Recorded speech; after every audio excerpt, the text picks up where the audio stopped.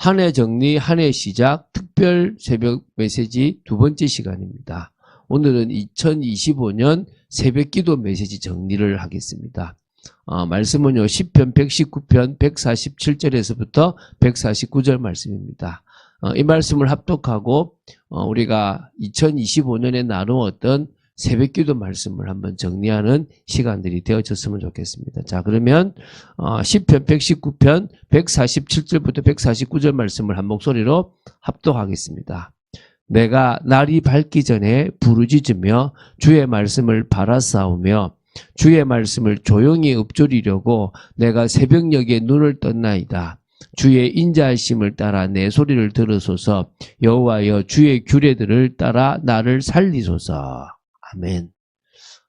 어제는 복 있는 사람은 말씀을 따라가는 사람, 세상적인 것에 치우치지 않고 주님이 한 해에 주셨던 말씀을 따라가는 사람이라고 그런다면, 이제 진짜 중요한 사람은 날이 밝기 전에 주님 앞에 부르짖고 주의 말씀을 바라는 겁니다. 주의 말씀을 조용히 읊조리려고 내가 새벽녘에 눈을 떴나이다. 할렐루야. 이게 새벽 기도의 비밀이잖아요. 주의 인자하심을 따라 내 소리를 들으소서. 여호와여, 주의 규례들을 따라 나를 살리소서. 오늘 이 새벽이 주님 앞에 날이 밝기 전에 부르짖는 시간, 주의 말씀을 덜 바라는 시간, 그리고 조용히 주의 말씀을 읊조리려고 이 새벽녘에 눈을 떠서 주님만을 바라보는 시간, 그 인자하심을, 주의 인자하심을 따라 내 소리를 들어주시는 주님께 간구하고 주의 규례들을 따라 나를 살려달라고, 회복시켜달라고 고백하는 시간 되기를 예수 축원드립니다. 자, 2025년 새벽 기도 메시지를 정리하는데요. 1년 365일 중에서 261일 동안 우리는 새벽 기도를 나누었습니다. 그래서 첫 번째는 우리가 성경 메시지를 했는데요. 올해만 총 13권의 성경 말씀을 봤습니다. 1월에 13일부터 해서 총 18번에 걸쳐서 스가랴서를 총 14장까지 보았거든요. 사실 스가랴서가 묵시문학입니다. 에스겔, 다니엘과 함께 구약 성경에서 대표되는 묵시문학인데요. 이 종말론적 사건과 관련한 어떤 기이하고도 생동감 넘치는 어떤 그런 상징적 이미지들이 막 등장하고, 또 사실 난해한 방식으로 막 구성되어 있기 때문에 조금 어렵기도 했지만, 어쨌든 묵시문학으로서의 이 특징이 나타나 있기 때문에 그걸 통해서 우리가 하나님이 이 시대에 주시는 메시지를 우리가 봤습니다. 두 번째, 이제 우리가 말라기서를 2장 2월 14일부터 해서 총 6번에 걸쳐서 말라기 4장까지를 나누었습니다. 이 말라기는요, 메시아의 선구자로서 엘리야가 먼저 도착할 도래할 것이라는 것을 예고하는 그런 것으로 이 구약을 마무리 짓는 겁니다. 유대교는 이 말라기로 끝나지 않고 열왕기하로 끝납니다. 근데 우리는 이 끝나지 않았다, 주님이 오셔야 된다라고 되는 이 말라기로 끝나는 것이 맞아지게 되어 있는 겁니다. 그래서 이 말라기서는요, 근 400여 년, 정확 430년간 이 침묵기 뒤에 마침내 이제 구약 성경이 그 메시아에 대한 실체이신 예수 그리스도께서 오심으로 말미암아 이제 되는데요. 그 중간에 가교 역할을 했던 부분들이 있었죠. 이게 2월에 나눴던 거고요. 그 다음에 좀 긴 내용인데요. 욥기서입니다. 3월 4일부터 시작해서 총 39번에 걸쳐서 욥기 42장까지를 나누었습니다. 이 욥기는요, 시대를 초월하여 모든 인생들이 현 세상에서 경험하게 되는 실존적인 문제들에 대해서 우리 인간은 어떤 신앙의 자세를 가져야 될 것인가 라고 하는 것을 교훈하기 위해서 기록된 책이라고 보시면 됩니다. 그래서 우주와 역사는 절대자이신 하나님의 주권과 섭리하에서 진행되고 있다. 유한한 인간은 하나님의 절대 선하신 섭리하에서 일어나는 현 세상의 모든 문제들을 온전하게 이해할 수 없다. 우리 인생은 오직 창조자로서 절대자이신 하나님에 대하여 절대 순복하며 신뢰하는 것 외에는 다른 것이 없다. 이런 부분들을 강조한 내용입니다. 그래서 참 욥기서 좀 길어서 묶어서 이렇게 좀 하기도 했습니다.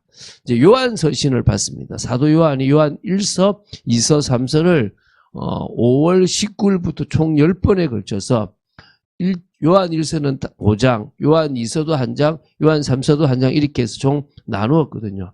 이 세 편의 요한 서신들은 각각 이렇게 독립된 편지입니다. 그래서 바른 신앙 지식을 확립하고 이단에 대한 어떤 경계를 두 방면을 이렇게 포함한 서신들로부터 이제 정통 신학을 이렇게 딱 이렇게 강조했던 그런 부분들이 있거든요. 특히 요한 1서 같은 경우에는 사랑을 실현해라, 실천해라 이런 부분들이 이제 주로 이렇게 많이 이렇게 나옵니다. 그래서 요한 1서, 2서, 3서는 제가 참 은혜스럽게 봤던 시간들이 좀 느껴집니다. 이제 다섯 번째로요. 역대상하 두 권의 책을 6월 2일부터 해가지고 역대상은 총 28회 걸쳐서 역대상 29장까지를 나눴고요. 7월 14일부터 총 40번에 걸쳐서 역대하를 36장까지 나누었습니다. 이게 이제 열왕기 상하하고 역대 상하가 비슷한데 하나는 어찌 보면 제사장적인 관점에서 봤고요. 하나는 선지자적인 관점에서 보는 부분들이 있습니다. 이것은 오히려 책망하고 잘못했다라기보다는 힘을 주고 또 소망을 주고 하나님이 회복하실 거다라는 부분에 대해서 초점을 좀 맞췄던 그런 책으로 보시면 됩니다. 그래서 이스라엘의 역사 가운데 하나님은 개입하셨고 결국은 인간은 연약한 존재이기 때문에 하나님의 말씀에 순종할 때 복이 있고 그 말씀을 어기면 징계가 있다는 사실들을 좀 강조한, 그래서 결국은 이스라엘의 역사가 이렇게 참 안타깝다. 결국 하나님을 제대로 믿지 못하는 것으로 갈 수밖에 없다는 것들을 조금 나누었습니다. 여러분 기억하실지 모르겠네요.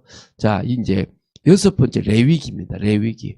9월 15일부터 총 30분에 걸쳐서 레위기 27장까지를 나누었습니다. 사실은 제가 레위기와 히브리서를 같이 나누려고 먼저 레위기를 이제 9월에 봤죠. 그래서 이 율법서라고 불리는 모세오경 중에서 율법 조항으로 구성된 유일한 책이고요. 그리고 결국은 제사법, 정결법, 성결법, 그래서 이 율법에 대한 여러 가지 제사장들의 위임식, 취임식, 제사 제도 뭐 이런 여러 가지 사건들을 좀 기록하지만 주로 율법의 내용들이 아주 많이 들어가 있었답니다. 그게 신약에 와서는 히브리서에서 이 11월 3일부터 총 18번에 걸쳐서 히브리서 13장까지를 나누었거든요. 이거는요, 성도들이 말세를 살아가고 종말이 오기 전에 너무 낙심하고 배교할 상황 속에서 권면을 위해서 신앙이 아무리 핍박이 오고 아무리 무너지는 것처럼 보여도 속지 마라. 정말 믿음을 지키고 오히려 그리스도를 바라봐라. 그 얘기를 이제 히브리서를 통해서 쭉 나누었습니다. 그리고 이제 유다서가 11월 28일부터 총 2번에 걸쳐서 유다서 1장을 나누었습니다. 베드로 후서의 내용하고 좀 많이 비슷한데요. 결국은 이 비슷한 내용이지만 결국은 거짓 교사들이 교회 내에 침투되어 있어서 도덕적으로 교리적으로 계속 문제를 일으키니까 깨어있거라. 지금 이 시대에 주시는 메시지라고 저는 보입니다. 그리고 이제 디도서입니다. 디도서. 12월 15일부터 시작해가지고 총 5회에 걸쳐서 디도서 3장까지. 그래서 올해 마지막 성경이 디도서였죠. 목회서신이었습니다. 목회자 디도에게 주셨던 메시지인데요.